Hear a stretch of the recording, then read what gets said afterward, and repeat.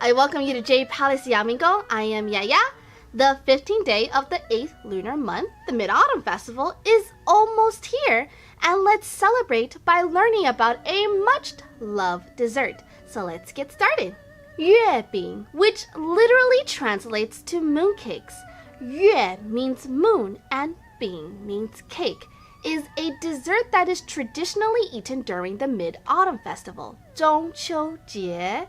And I want to say that mooncakes are probably one of the most iconic traditional Chinese desserts. Made from a sweet and dense pastry, their fillings can either consist of red beans, sesame, or lotus seed paste. And in their fillings, you can normally find a whole salted duck egg yolk. The egg yolk needs to be whole because it symbolizes togetherness and family reunion. It also stands as a physical representation of the full moon. On top of the mooncake, you will find intricate patterns. This symbolizes good luck as well as blessings of longevity, harmony, prosperity, and so on. If you want more information about the festival, check out my previous videos about the Mid-Autumn Festival and Chang'e. If these mooncakes look familiar, yes, these are the same mooncake from last year's videos, Let's Celebrate with Mooncake.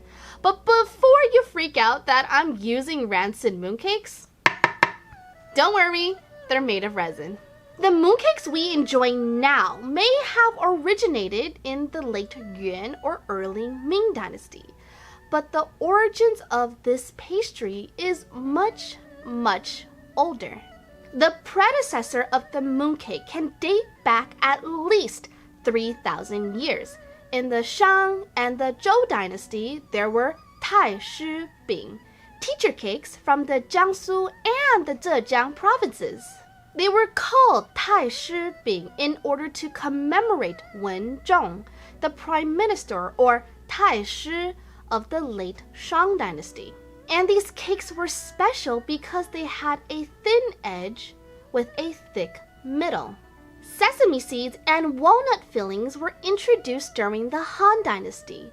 Zhang Qian, an official and diplomat who served as the imperial envoy to the world outside of China, brought these ingredients back from the West during his diplomatic missions. These round-filled cakes were called Hu Bing, Hu cakes. Hu roughly translates to outsiders or barbarians. And since sesame seeds and walnuts were picked in regions that were inhabited by non-Han ethnic groups, that's why they're called that. During the Tang Dynasty, it was said that in order to congratulate Emperor Li Shiming's victorious campaign, a trader from Tibet offered him some Hu cakes. Li Shiming enjoyed these cakes so much that he introduced them to his faithful subjects. It is also said that Emperor Tang Minghuang's consort Yang Yuhuan, also known as Yang Guifei, gave the cakes their iconic name. When she was enjoying the round cakes, she looked up and saw the full moon, so she suggested naming them mooncakes. In the northern Song dynasty was when these cakes started to change into the ones similar to what we eat today.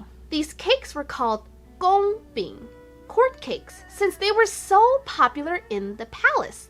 They were also called reunion cakes as well, since they reflected well wishes of family reunion. It was during this dynasty that ingredients such as lard, eggs, sugar, and fruit were added to the pastry. The famous poet Su Dongpo had a poem called Small Cakes, 小饼, that talks about the exquisite taste and texture of this dessert. Su Dongpo really loved to eat. 小饼如嚼月，中有酥和饴. This translates to, small cakes are like chewing the moon, filled with crisp and syrup. It was in the southern Song dynasty where we finally have the term 月饼. If we overlook the folklore of Yang Guifei suggesting the name 月饼, we actually have the first written record of the term mooncake in the Southern Song Dynasty. It was in the book Mongliang written by Wu Zimu in 1247 CE, where we see the written characters for the first time. There was also a different type of mooncake called Wan Yue Gang that was also enjoyed during this dynasty as well. Finally, do we see a rise in popularity of mooncakes during the Ming Dynasty? Because if we didn't have mooncakes, we may not have had the Ming Dynasty at all.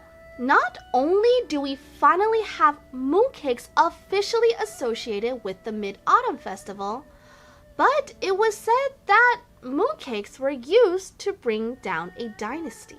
In the late Yuan dynasty, the citizens were starving and they could not stand the ruling Mongols any longer. If you don't remember, the Yuan dynasty was ruled by Mongolians. Zhu Yuanzhang, the founder and first emperor of the Ming dynasty, united various resistant forces in order to rebel against the Yuan dynasty. The Mongols, in order to oppress and control the Han citizens, made it illegal to assemble in groups, own weapons, and so on. It was hard to communicate without raising suspicions. So, what could they do? They came up with the idea to hide messages in mooncakes to plan secretly. Notes written, "Uprising on the 15th of the 8th lunar month," were sent to other resistance forces. And since Mongols did not eat mooncakes, this went unnoticed. On the day of the revolt, all the forces rose up together and fought against the troops of the Yuan and won.